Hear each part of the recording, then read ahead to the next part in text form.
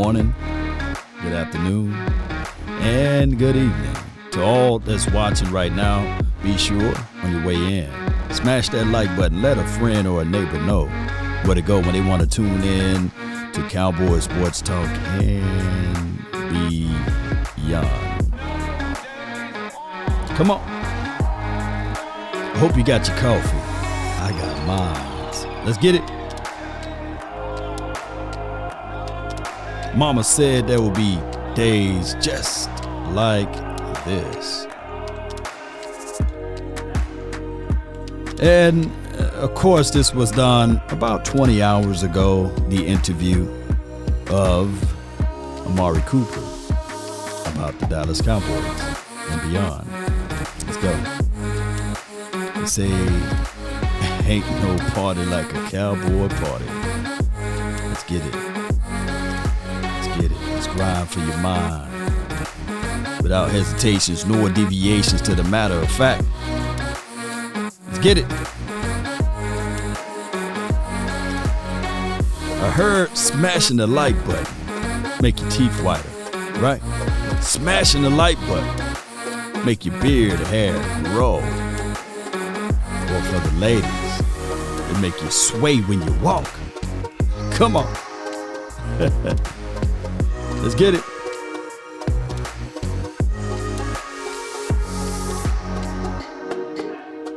Shout out to the Facebook group. Appreciate you all that's over there. Thank you so much. Thank those who support this channel. Thank those who's going to be out there in Oxnard, huh? Come on. Turn me up a little bit. Yeah. Lean forward, haters. Yeah. Come on.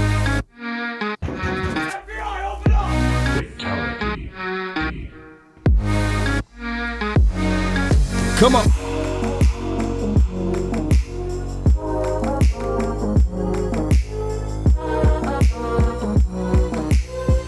The morning grind for your mind, baby. Come on. Ain't no party like a Law Nation party. Yeah. All right.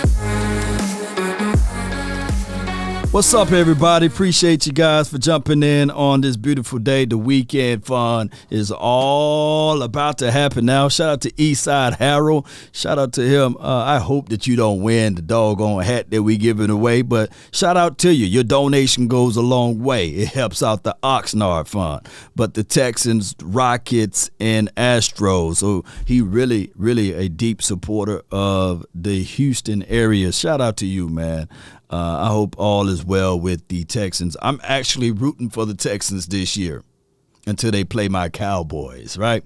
The Texans, I believe they do play the Giants this year. I believe the Eagles or the Washington team. I think they do play them. So shout out to you, man. I hope that you guys do a wonderful job. I can't wait to see Stingley.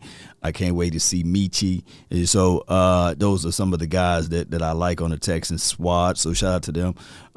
But let's see what Davis Mills can do. But neither here nor there. You got my attention, man. I appreciate you, Eastside. And shout out to Mario and Harold Lamont. That's on the Facebook. Shout out to you, Burns Sr. I see you over there, fam, on the Facebook. So Cowboy Nation, the information came out yesterday. The interview with 1310 The Ticket, Amari Cooper said, hey, man, CeeDee Lamb is the number one. He's been the number one, by the way. And he believed that CeeDee Lamb can get those things going. Shout out to you, JP. Appreciate you for jumping in. So not to waste all your time. I know you guys not here to see me. Yeah, y'all don't care about me like that, man. Let me go ahead and play this audio. Y'all like, hey, man, come on, man. Get to the information, man. Get to the stuff, man. I want the source, man. Let me blow this up there. Get to the stuff, Law, man. I want to know, man. I know, you know, we glad to see you, man, but we want to know the stuff, man. We want to see what you're talking about, man. We came here for the information. Let me know if you guys can hear the audio. Former Cowboy receiver Amari Cooper, current Cleveland Brown, on the show with us. Let's talk about your time here in Dallas, and everyone will tell you, hey, it's a business, and they understand that until things happen to them. So you were traded once from the Raiders to the Cowboys, and then the trade happens from the Cowboys to the Browns. Were you surprised by that? Did you expect it to go down like that? Because you always heard the scuttlebutt, and there always going to be rumors. What was your thinking when that was going down? He was thinking this. Nobody coming to see you, Otis. No, man, it did suck. It sucked, man. It sucked. But neither here nor there. Let's listen to Amari Cooper. Yeah, I can't really say that I was surprised just because of the rumors. You know, we live in this social media age, so like you see the rumors every day. It's not like back then when news traveled slower and you could be traded without ever even hearing a rumor. So no, I wasn't surprised. And I mean, I do understand that it is a business.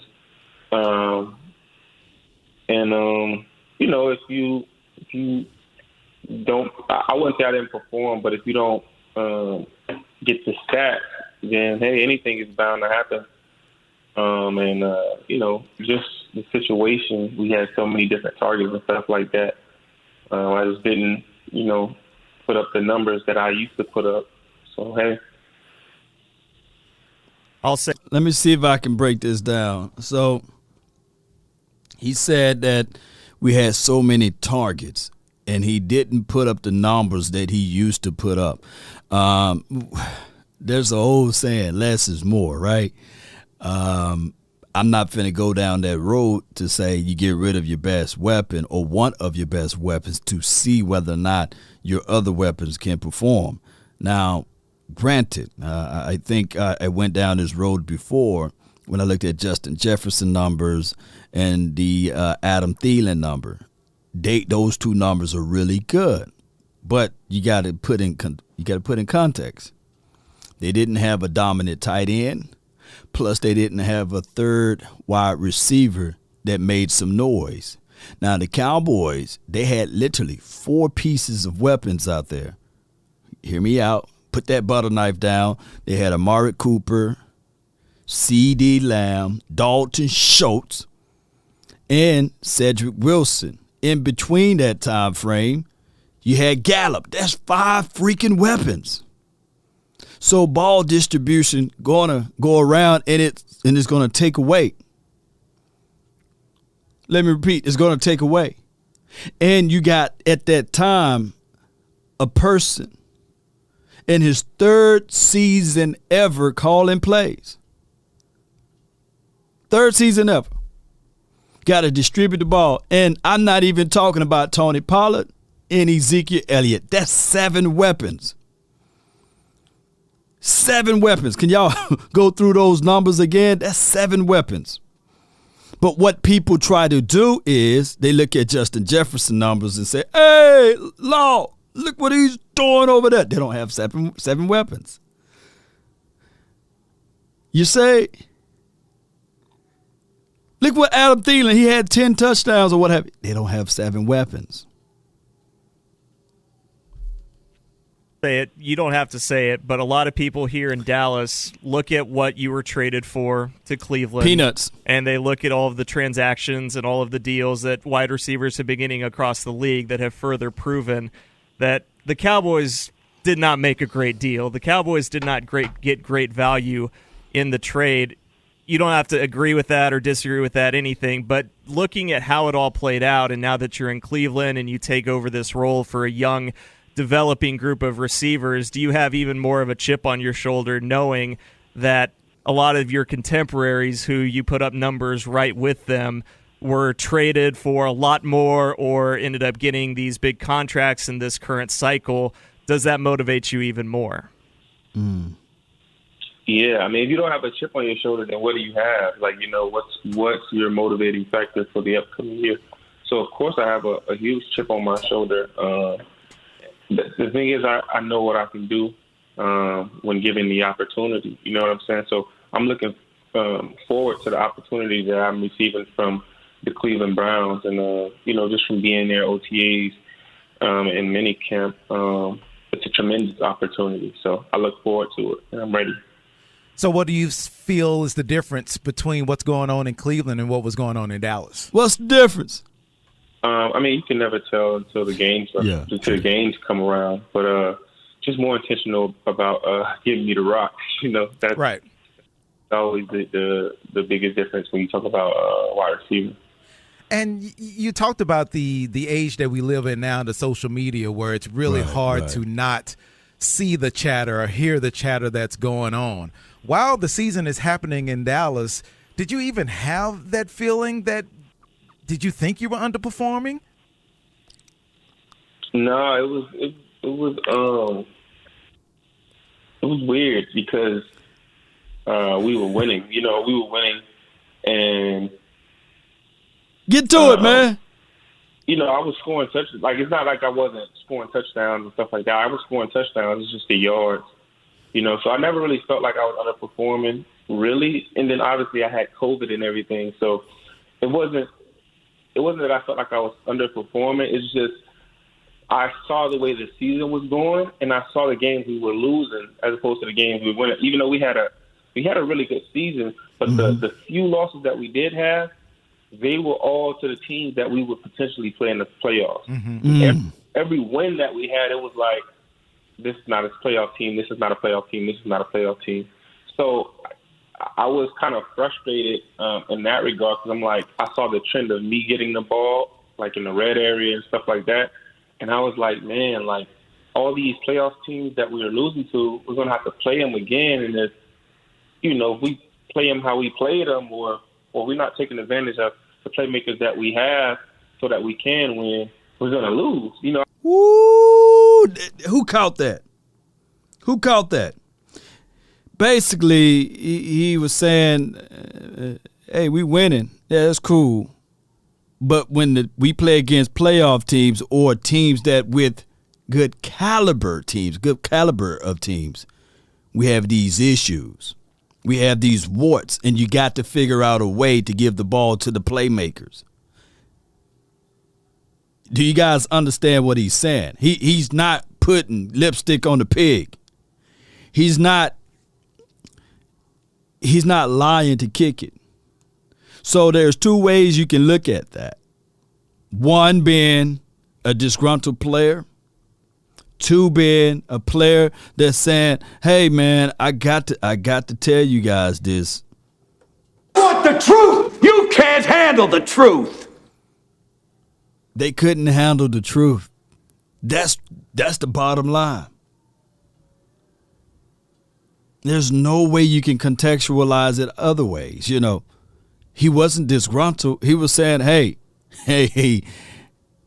Dak, when we play against these playoff teams, man, this ain't gonna work. We can beat the dog out of Atlanta, right? But this ain't gonna work against a team of the caliber of a team that's going to the playoffs. We got to be more ready. We got to have a precise plan, a precise approach. We got to level this thing up. And I really think that Amari Cooper is a cerebral guy. I really do.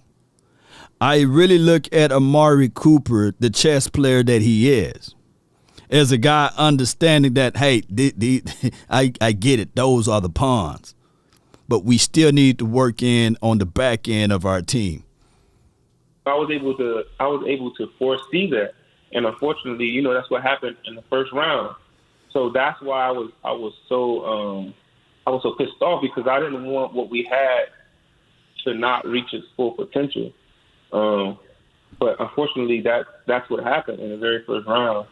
And so, that was the most frustrating thing about last year for me. Yeah, Amari.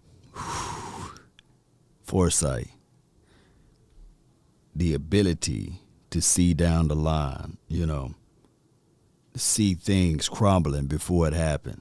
And I'm not saying that weak, low-hanging fruit foresight, like the accident waiting to happen. I'm not saying that. No. I'm talking about there are things in life that you can foresee and say, man, I know that this car, I'm going to use the analogy far as a car. I know this car can drive me anywhere around town. But when it's time for me to go out of town, I can foresee that something is going to break down on it. Well, your engine light is not on. But no, there are some things in this car that I know that is not reliable enough to take me from Texas to New York, driving wise. Let me go ahead and rent this car. Right, let me spend a little bit more money.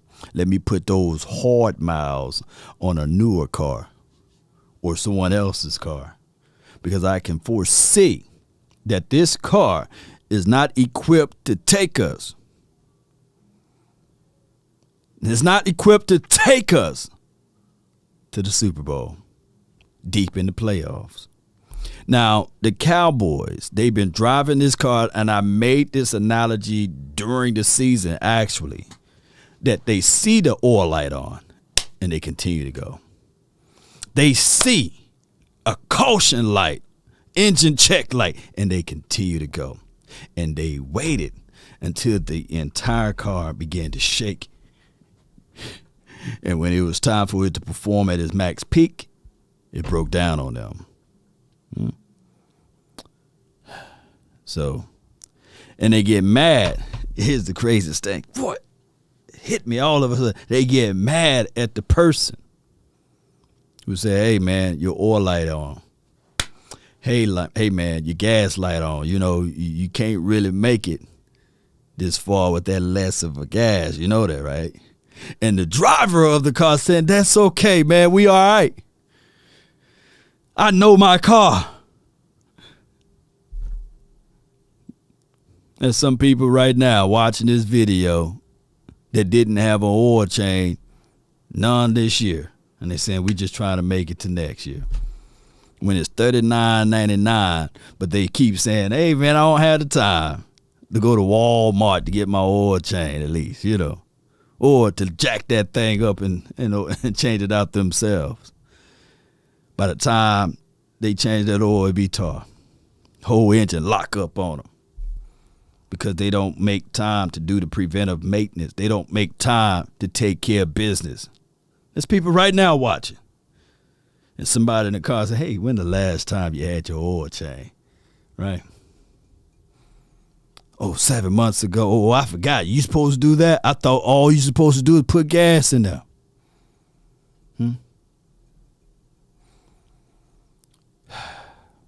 There's a lot of people out there that need their oil change. A lot of people riding around. Car shaking. Shaking better than Megan Thee Stallion. Just shaking.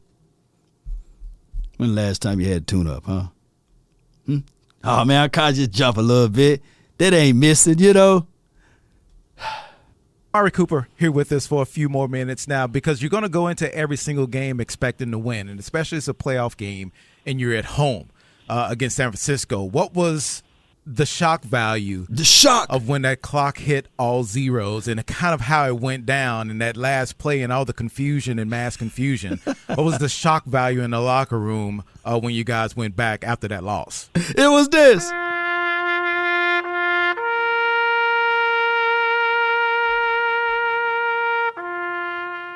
That's the shock value, man. How you gonna rewind to that time? 13 to 14 seconds left on the clock. Midway in the field, the Cowboys draw up a quarterback sneaker. And then the aficionados got in the way for the second time in that game. But that's a story of a different day. The shock value, if anybody, look, I want to tell you guys right now, if anybody go back to that last play of the game and say that's the reason why the Cowboys lost, you are part of the problem. You are definitely part of the problem with the Cowboys organization. Baby, they lost that game before it was even kicked off. Doggone Debo playing supervillain coming out of the tunnel, and the boys that's in the locker room nervous. And anytime I bring up, hey, you got to have people who've been here before, you got to have some type of veteran leadership, you got to have pieces that got a stronghold on his organization.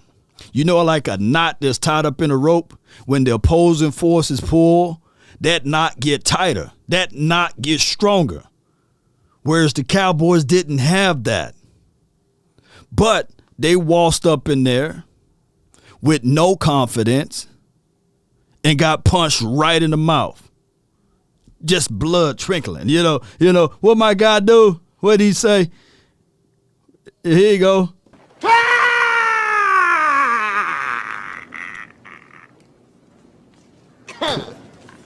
That's where the guts went. It's the guts dropped them, And then by the time they got into a rhythm, a vibe, a good, comfortable one, the score was 13-0. 13-0.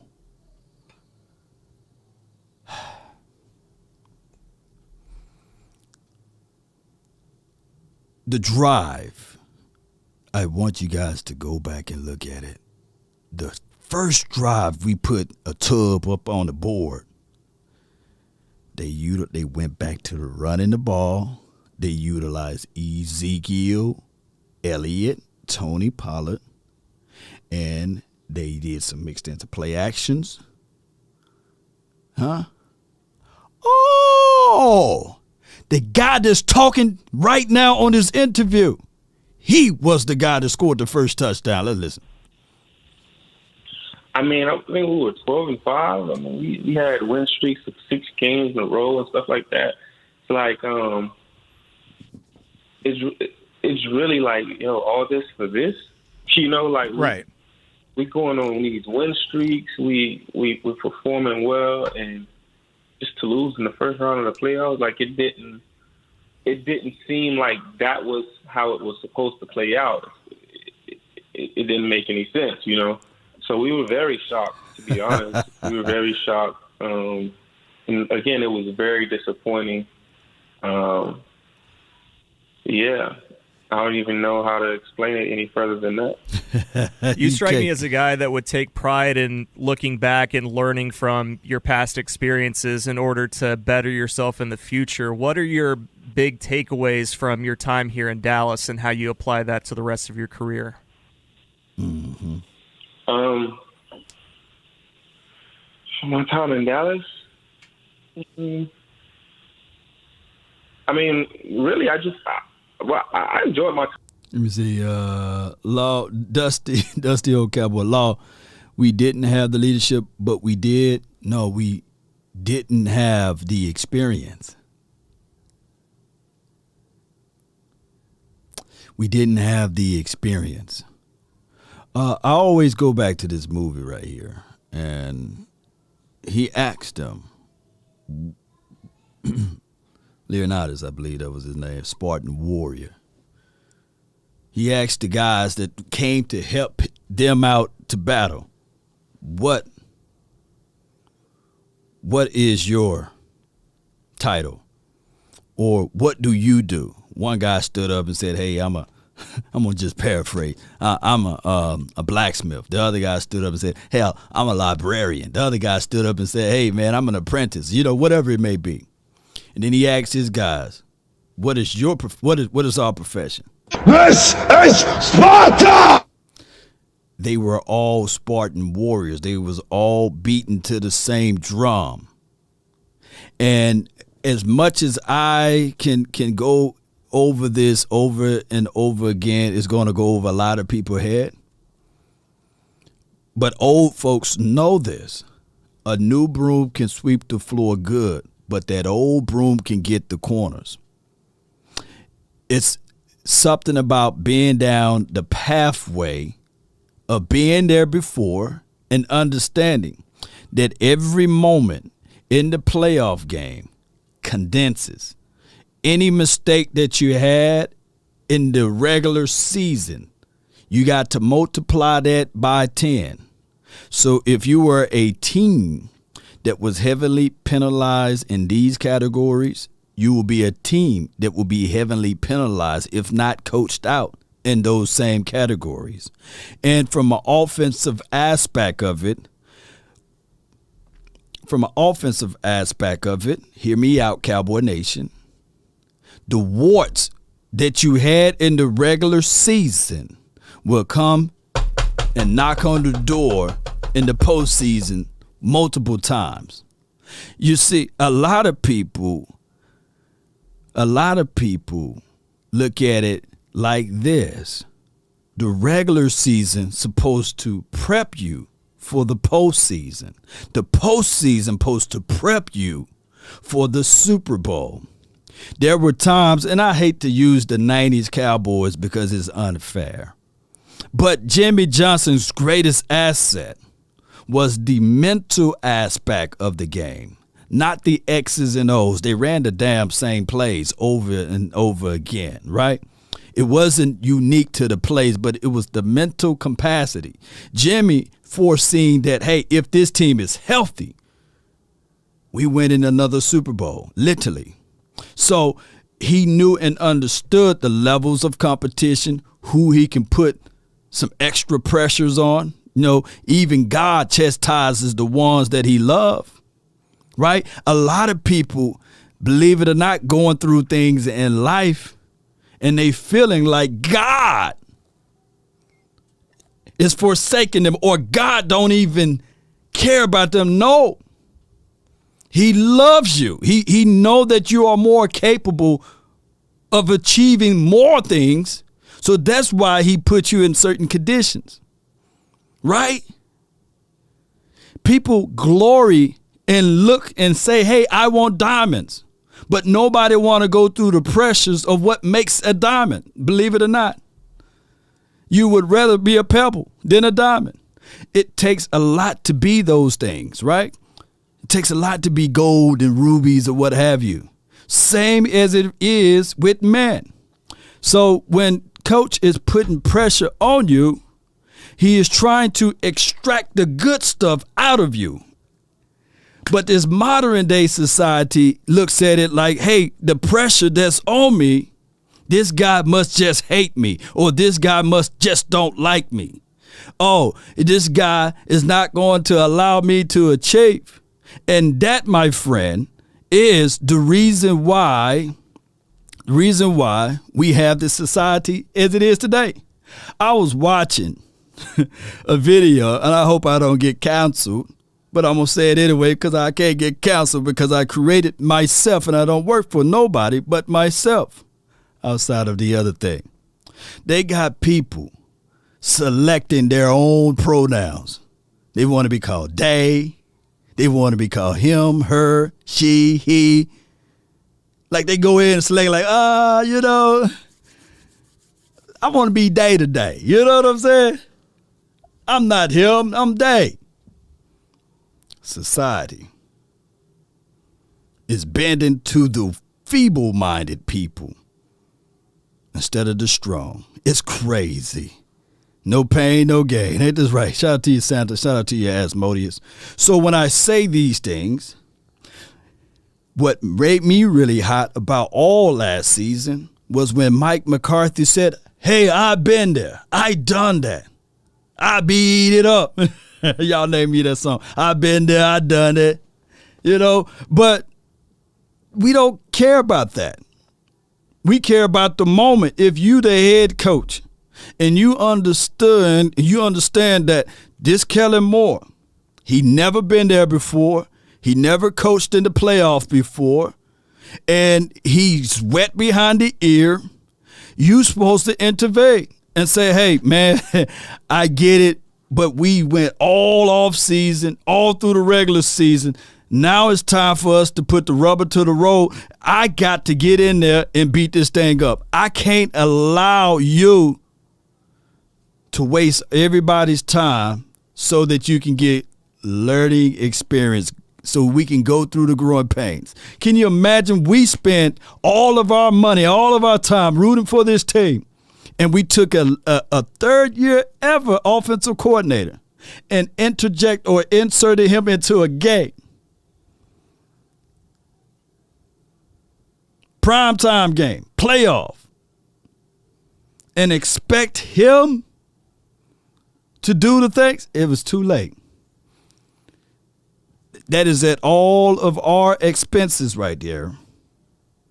And I'm not trying – look, I don't want you guys to take this as Law just can't stand Kellen Moore.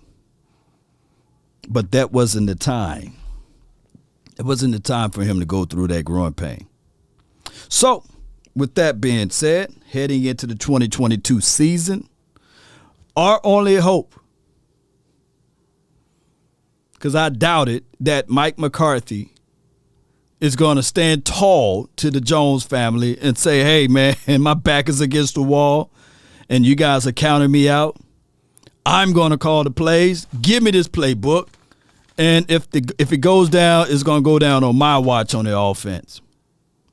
Our only hope, hold on, pain is ending, is that the information and the knowledge and the wisdom and the understanding and the experience will all coagulate, will all merge together, and he'll be ready for year 4. That's our only hope. And that is the same thing that put us in the mercy seat with the Cowboys under Jason Garrett administration. Our only hope was that if Jason Garrett could somehow gain some experience along the way. Let me know if I'm wrong. Because he dog for sure wasn't a seasonal coach, a veteran coach while he was here. We had to go through those growing pains. We did. We absolutely did. Let me see if I can find this right here. Let me pull this up right quick. Let me pull this up. Yep. 1997. I got to do this every time we go through this. Every time I got to do this. It's morning time. You guys ain't going anywhere anymore, right?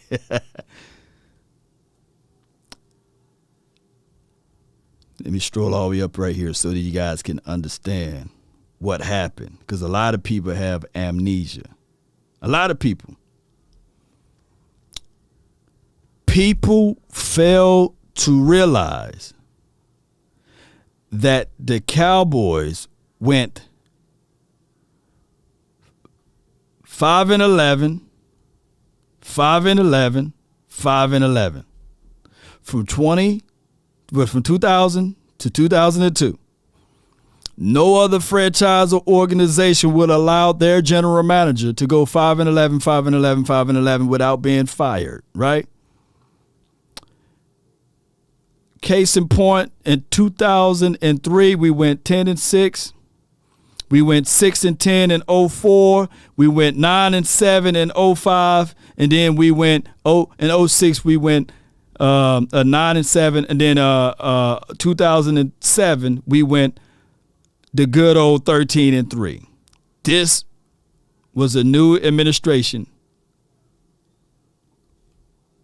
This was the new administration.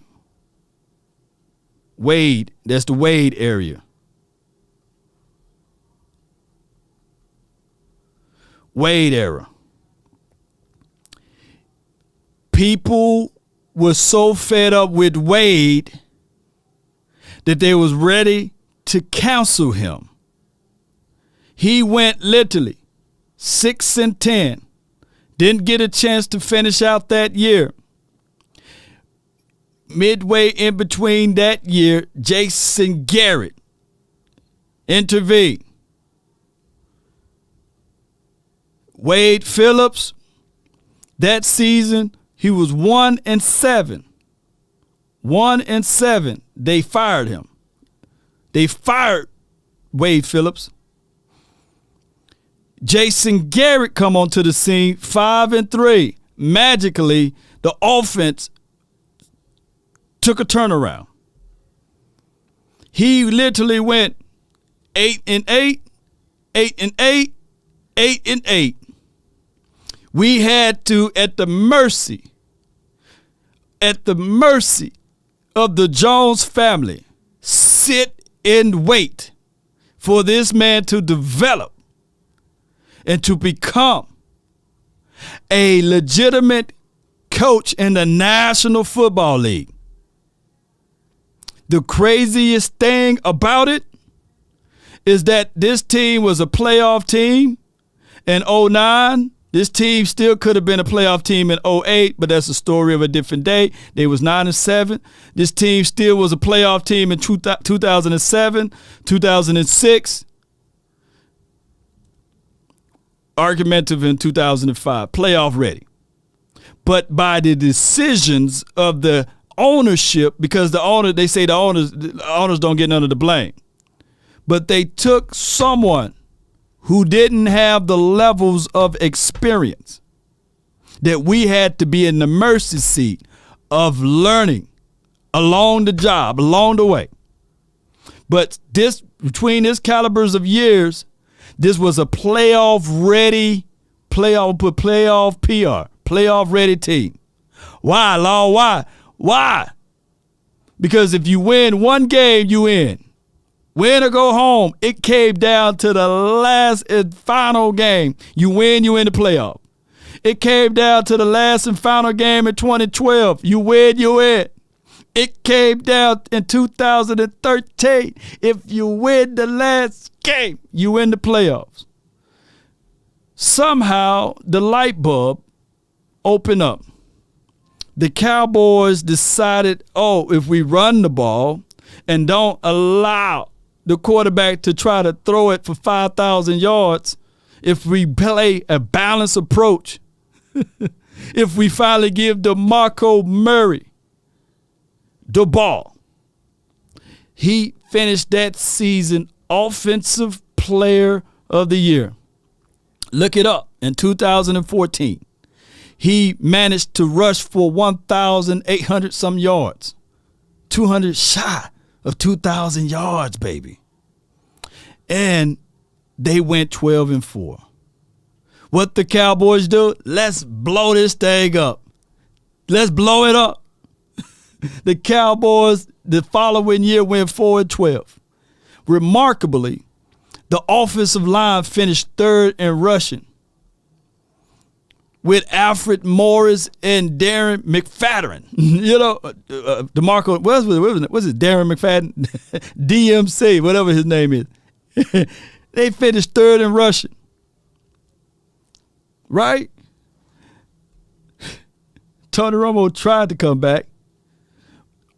That was the last of Tony Romo, by the way. And then 2016 hit.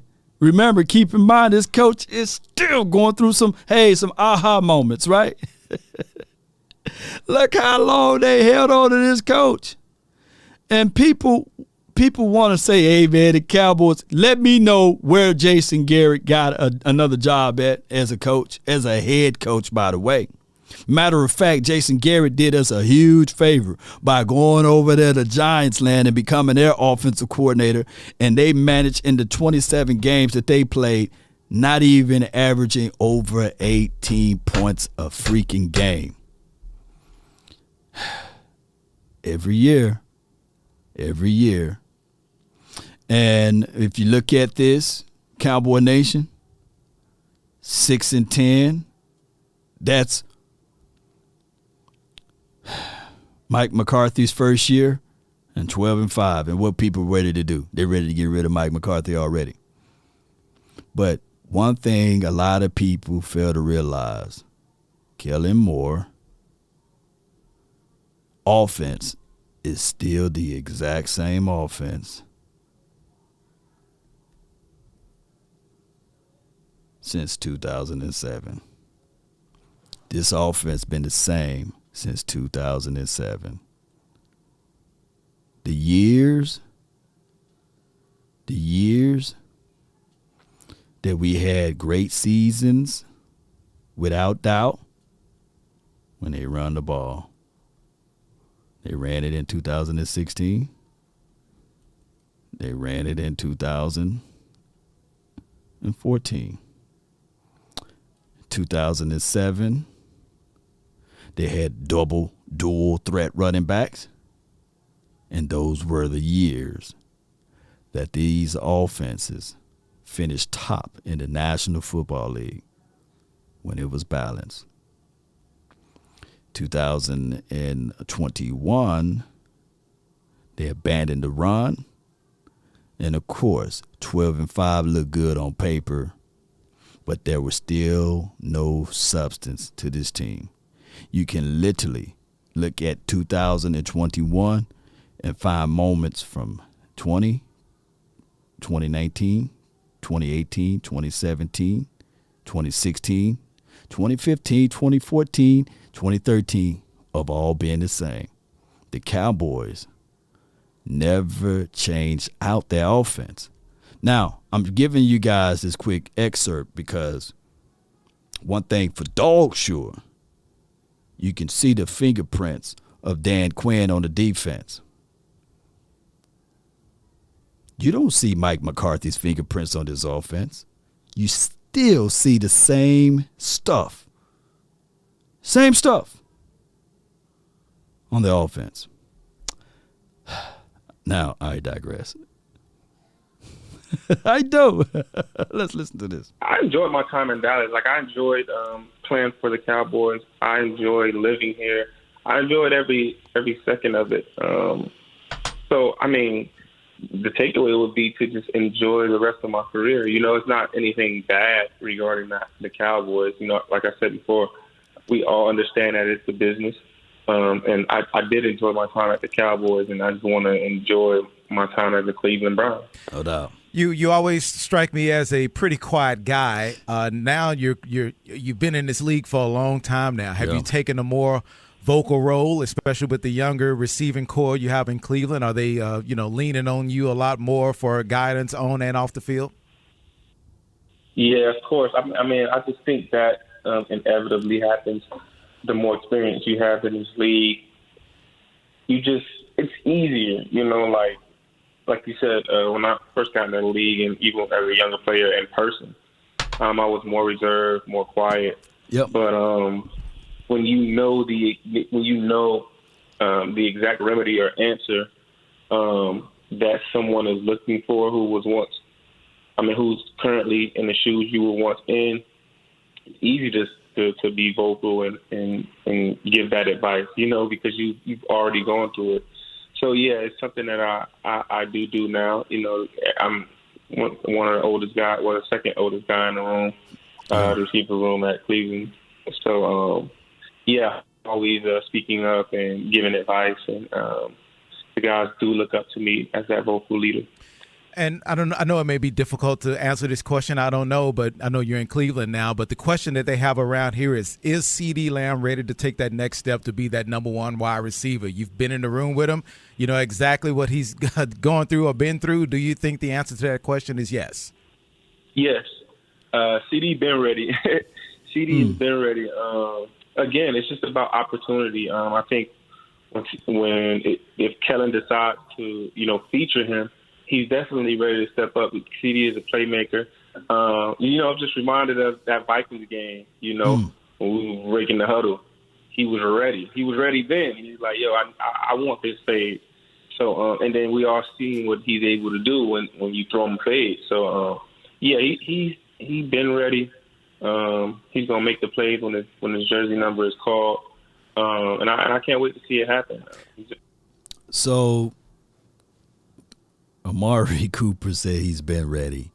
And when you contextualize all what he's saying about CeeDee Lamb and his abilities or what have you, and you add in the fact that if he is featured in the game plan, one of the things that Amari Cooper pointed out previously while he was wearing the silver and blue is red zone targets, right? He knew if he was in the game plan based upon the week of preparation. And he kind of spoke out on 105.3 The Fan. Shout out to those boys over there. He said that, he would like to be featured more in the red zone. And then lo and behold, I think he had a hell of a game when he was featured. But that could have been the straw that broke the camel's back. Like I said, you got the youth, and you got the unexperienced, and you got the experience. You got talent and you got those who don't have talent. The person that got experience, that been there before, he don't need a lot of tools, right, to game plan and these sorts of things. But when in the pinch, he will utilize his tool belt. He will utilize his tools to get the job done. And it goes back to the Batman philosophy in theory. No superpowers, no crazy abilities like rejuvenations like Wolverine. But Batman got this thing called a tool belt that in a pinch, he would utilize those tools out of a tool belt to win him in certain situations. He's experienced. He's a veteran superhero, right? Cowboy Nation. And Kellen Moore, where we was in that playoff game, he used his tools with Tony Pollard, Ezekiel Elliott, play action, utilizing Lamb on a drive. They threw it underneath. He was able to get like 8 yards. And then he went back to the run, back to mixing it up, got into the red zone, and boom, he hit Amari Cooper for the touchdown and the fade. That was the only time they utilized his tools in that drive. Only time. Go back and watch the 49ers game. Matter of fact, if you just look at the score box, right, the stat box, you will literally see Tony Pollard with only 4 touches. I can't make this up. And if you calculate the rushes on the outside, the Cowboys' rushed average was 5.5. A veteran would look at that and say, hey, I found a weak spot. You see, it's similar. It's similar, Cowboy Nation. It's literally similar to playing pickup basketball. Or you see it even in the pros. A team down by 15, right? The team that consistently saying, you know what, we're not finna jack up threes, finna get back on defense, and we finna still challenge, crash the board. We finna do more and more layups and dunks, high percentage shots, and allow the opposing team to play lax by them being up by 15. Slow and steady wins the race. You don't have to, when you down by 10 or 15 points, you don't have to go shotgun 15 to 20 yarders. No, kill them underneath with the run. Mix in some of the abilities. Now, granted, 14 penalties are a lot, right? There's still a lot of penalties. There's still a lot of penalties. But there are some penalties that's uncalled for. Lining up in the neutral zone, getting off sides, right? I get it. Holdings are very subjective in certain moments, right? But I ain't going to go into details of it. Let's listen to the rest of this interview. Playmaker, he can go up and get it after the catch, no matter the situation. So, yeah. All right, Route Runners is a series on YouTube. If you want to check that out with Amari Cooper, it's also clothing and merchandise. Have you been schooling the Cleveland guys on your chess game? Has anyone beaten you yet? Route Runners TV. Route Runners TV. Okay, sorry. Get them. Route Runners TV. Yeah, that's the YouTube page, but Route Runners is the brand. Yeah, I have actually played a couple guys, and I won every game, but it's been decent competition for sure. Okay. Well, I know you were thinking about the pop-up is not going to happen this weekend, but whenever you get that going here, man, you can hop on anytime and join us, man. We really appreciate the time. Thank you so much for joining us. Thank you for having me. That is Amari Cooper, current Cleveland Brown receiver. Good dude. Former Cowboy great. I think he's made tremendous strides from when he first got here and really quiet and really not doing anything with the media to where he is right now. He's a good dude. Why is he not still here? Good dude indeed. Yeah. All right, man. This was pretty good, man. That was the end of that. Appreciate everybody for watching this excerpt or this episode on a beautiful Saturday morning or afternoon or what have you, or evening, depending on when you guys are watching. Objectively speaking, the Cowboys got the area of the unknown. It's the land of the unknown. Well, what I'm saying is that there are known knowns and that there are known unknowns, but there's also unknown unknowns. Things we don't know that we don't know. At this point, man, I think the world of Jalen Tolbert, right?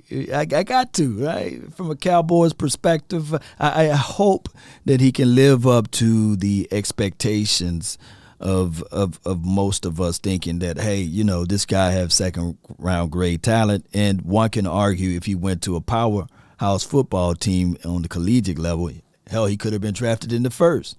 But we will find out down the line, right? 3 days, I think 3 or 4 days from here, we will see some of the Cowboys running around in shorts right now and T-shirts, but no helmet until I think the first of the month. That's when everything really get to rocking, or next week, not this week, but next week. That's when everything get to really rocking. The padded practice is in August, right? So it's going to be a lot of fluff in a couple of days, but neither here nor there. I can't wait. I can't wait to see you all that's out there, because I will be out there, and I'll try to give you guys some of the insights and everything. Coffee time with Law, or breakfast with Law, right? Shout out to you, Roy. I got a few more minutes, and let me know if you guys want to call in. If you guys want to call in, let me know, and I can turn on the phone lines. But if not, we just have a monologue, one session, and I'll read everybody's comments in the chat. Owen, CeeDee is the man. Y'all better wake up. Yeah. This is Sparta! Yeah, I give him the Spartan. You know, the reason why you can stand tall and say that, because in his first 2 years, no receiver in Cowboys history, I believe, have the amount of receptions and yards that he had in the first 2 seasons. So that is a remarkable deal for Cowboys. And think about it, we had a lot of great legends. As it relates to wide receivers, and CeeDee Lamb got that record.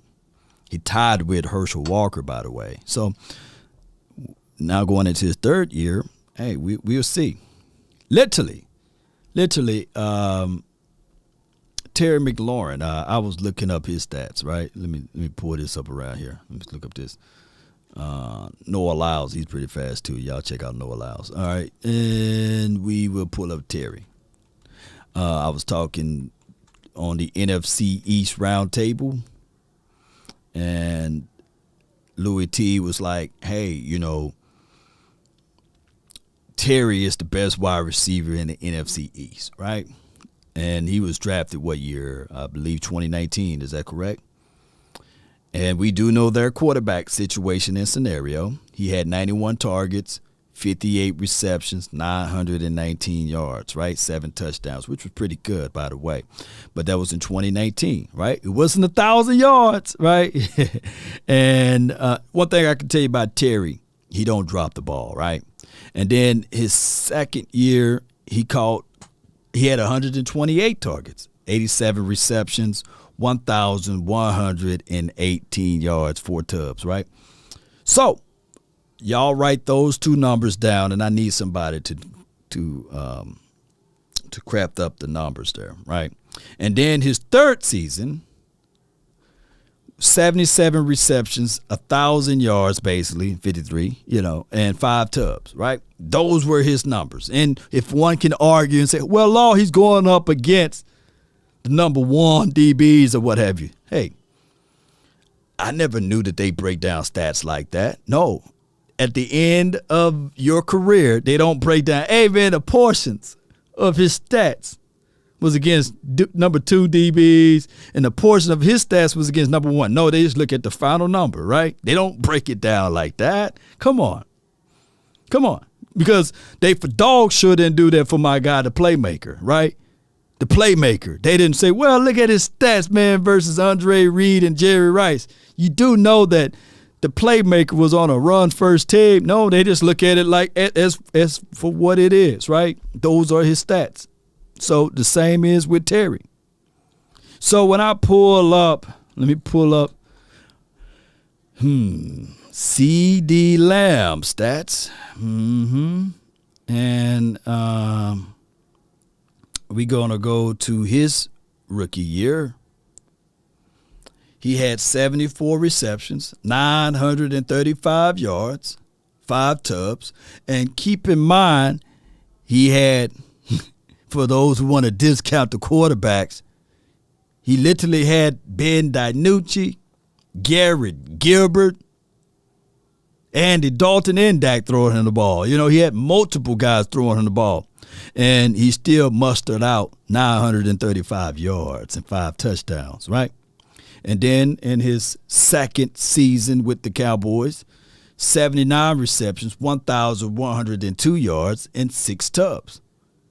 And that's not even being the number one target in most games.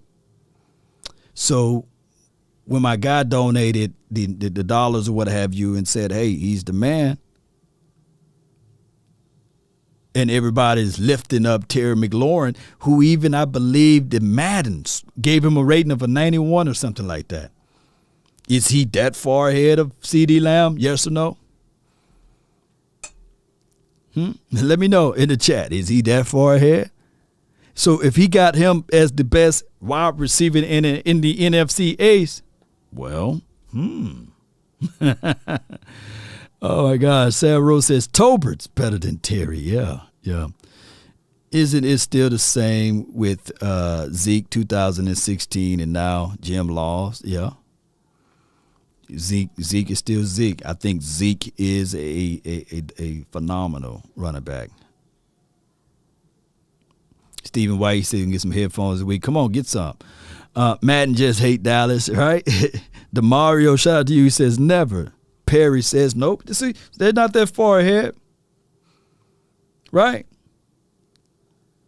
And if we're using the operative word, if my guy, Dak stay healthy and CeeDee stay healthy in the front five, that's all I'm looking for. Those three components stay healthy, then he will have another better year than Terry. He will have the better year than any wide receiver in the NFC East. Once again, I'm trying to dominate, and before people hit me up with A-Law, why are you worried about beating up on the NFC East? My goal is for the Cowboys to get to the playoffs. By way of getting to the playoffs will be winning your division. And then when you win your division, I hope that the things that they did along the way pushes over to the postseason, right? And then after they win some games in the postseason, then we can start talking about Super Bowl. But what a lot of people tend to do, they forget about winning your division first. They forget about canceling out the warts first. Let me pull up this again. Let me pull up my Picasso illustration. Let me blow that away. When you are focused on winning your division and you get there in 2007, they won their division. You can crown them. But they were not focused. They went to Cabo Land. They won the division, got to Cabo Land, decided to, hey, we need to relax. You don't take a relaxation before the satisfaction, right? I found a way how to make that rhyme there, you know. So even Greg Ellis got an award that year. I think he was Cowboys Player of the Year, you know, in 2007. But it don't mean a hill of beans, right? Still high off of that finished the second season 9-7 in 08.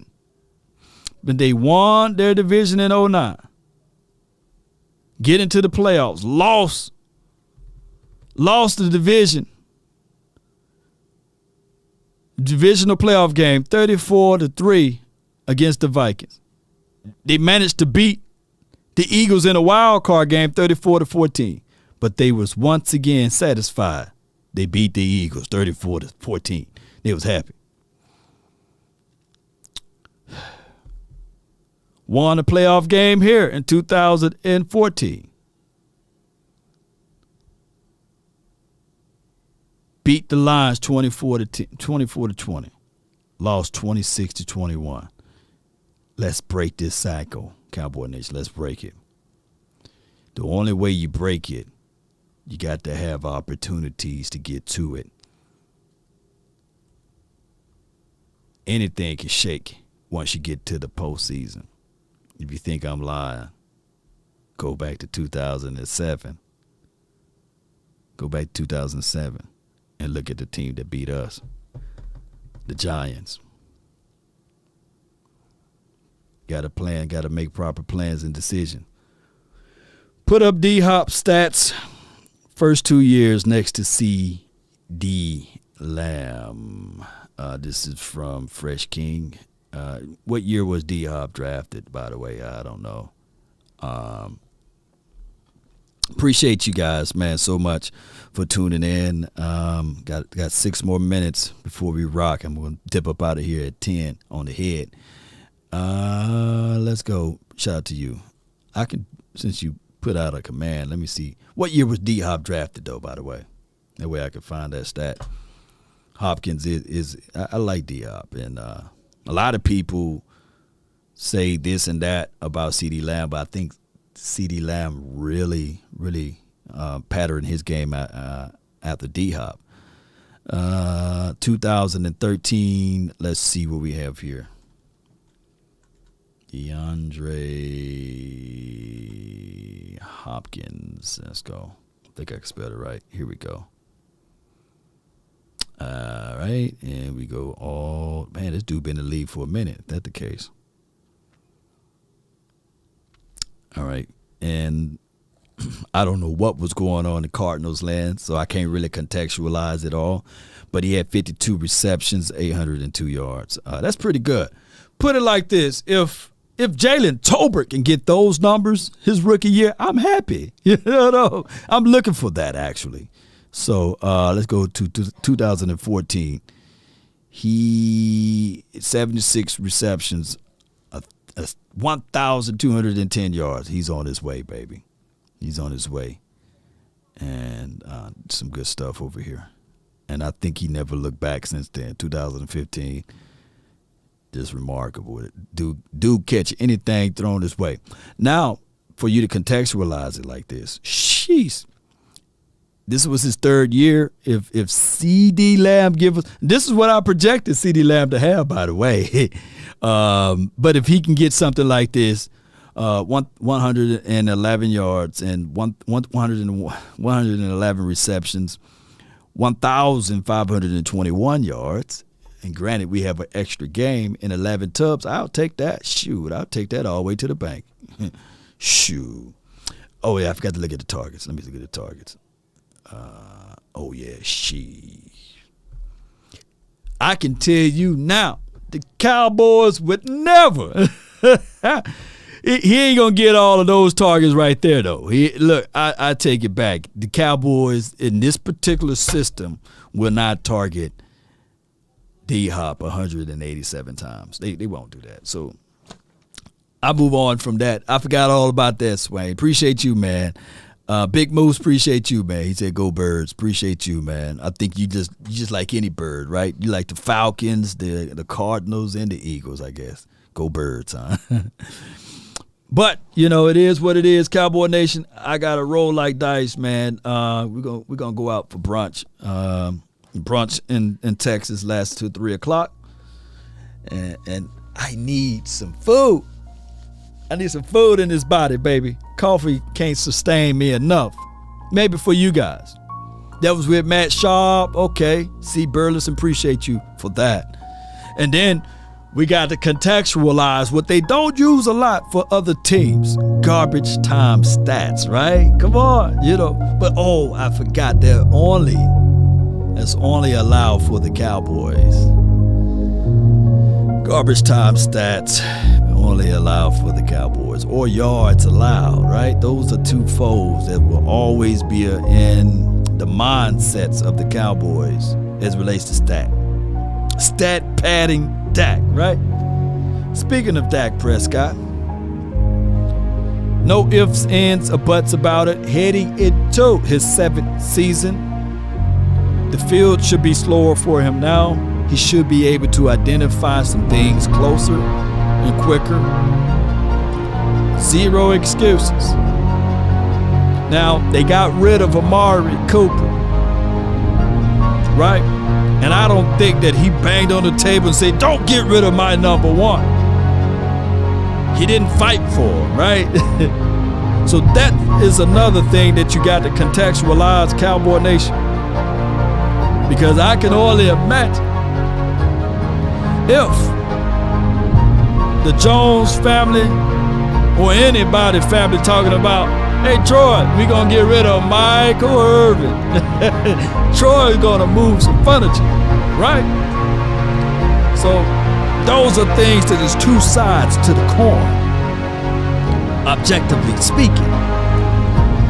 Nevertheless, if you want a thing bad enough to go out there and fight for it, to work day and night for it, to give up your time and your peace and your sleep for it, if all of your desires of it makes you quite mad enough that you don't get tired of it, and it makes you hold all other things tawdry and cheap, if life itself seems empty and useless without it, and all that you scheme and dream is about it, if you'll gladly go out there and sweat for it, fret for it, plan for it, and lose all terror of your mind for it, if you will just simply go after the thing you want. Ain't this right, Fresh King 36? And if dogged and grim and besieged and beset it with the help of Almighty, you will get it, Cowboy Nation. Let's go to this quick commercial break, and I can't wait because I want one of you guys to get it. Hey Cowboy Nation, it's Barry Griffith with Cowboys Experience, and it's promotion giveaway time. Our featured road game this year is going to be Dallas at Jacksonville, December 18th weekend. We have great seats for the game. We have hotel accommodations right on the beach. We have a tailgate party, and as always, a few surprises. So anybody that has put a deposit down already or wants to put a deposit down by July 31st at the end of this month will have a chance to win a replica set of Cowboys Super Bowl rings. For more information, visit our website at www.cowboysexperience.com or give us a call, 817-888-1726. And as always, thanks so much for your continued support. Let's get it, Cowboy Nation. I can't wait to see y'all beautiful faces out there in Jacksonville. So all you got to do is put down a deposit. Call that number today, 817-888-1726, and you will be in the mix. Hey, and for a special promotion, just say, hey, man, I want that Law Nation package. You can just say, I want that Laws groove, man. I want that Law special, and they will hook you up, by the way. Let's get it. Come on. Hey, Cowboy. Let's get it. Nowadays, nothing really excites me. Only one of me and nobody's like me. Phone ringing and I tell him it's ice. I got wifey on bling and she freeze. Photo, please. Y'all saw I fumble that outro. How I fumbled the outro. Come on, let's go. Nobody's perfect but the Lord. Let's get it. Still young, but I move like yeah. New deal to my lawyer. And blow the file. Shout out to Eastside, Owen, Fresh King, 36 in the mix. Talk of the time where you're talking up. Wanna get you a ring and you tough enough. Wanna get you new things with your pockets dull. Run it up. I used to be quiet and out of luck. Now I move up and move humble cause the hate and the jealousy. My mama telling me count up your blessings and run it up. Nowadays nothing really excites me. Only one of me and nobody's like me. Let's run those credits one more time, baby. Freeze. Photo. Come on. Please. No Cowboys Experience. No photo. I can give and game away. I put game on layaway. Nation. I got paid to play today. Come on. I get paid to stay away. I get paid on rainy days. Listen. I might make it rain today. Right. I got paid off pain today. all to take the pain away. Let's watch some highlights. I would never sell my only soul. Heard your whole team was for sale. Heard this on the market for the low. Who the realest, we might never know. All this acting, you gon' play a role. Give you the world when they sign you up. Try you out and then they line you up. Now you're looking hungry, ribs are touching, need some food. Now you're all on live acting surprised, but you was fooled. Boy, get out the way, it's been a day, now you're old news. Now you got the pen and pad, you're trying to take my moves. Nowadays, nothing really excites me. Only one of me and nobody's like me. Phone ringing and I tell him it's icy. I got wifey on bling and she icy. Freeze, photo, please, no photos. G's, no, please, no photos. Nowadays, nothing really excites me. Only one of me and nobody's like me. Phone ringing and I tell him it's icy. I got wifey on bling and she icy. Freeze, photo, please, no photos. G's, no, please, no photos. Come on, Beyonce. You won't break my soul. You won't break my soul. Come on, Beyonce. Yeah, they ain't gonna break it. No.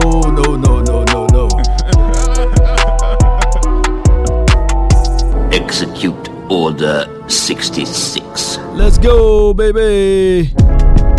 Come on. Hey. Ho. Come on. Hey. Hey. We about, baby. Yeah. Check out this episode on iTunes and Spotify. Take a drag of my cigarette. Bring me out.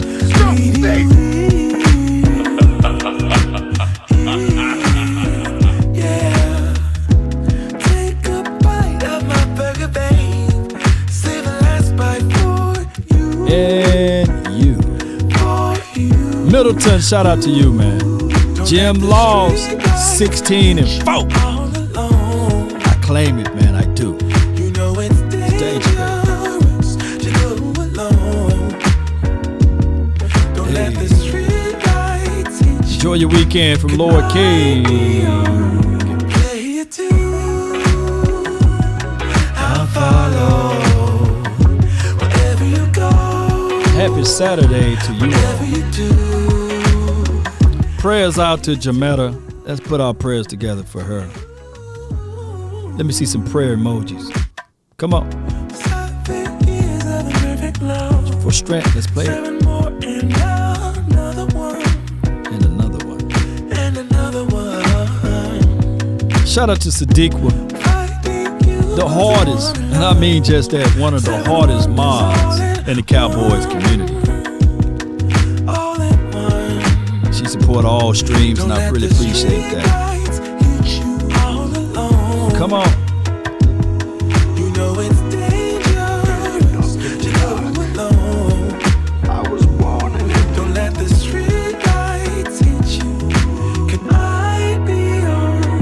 Play it too. You don't have evidence that something does not mean that you have evidence that something does go. If Mr. Nasty you do, play it too.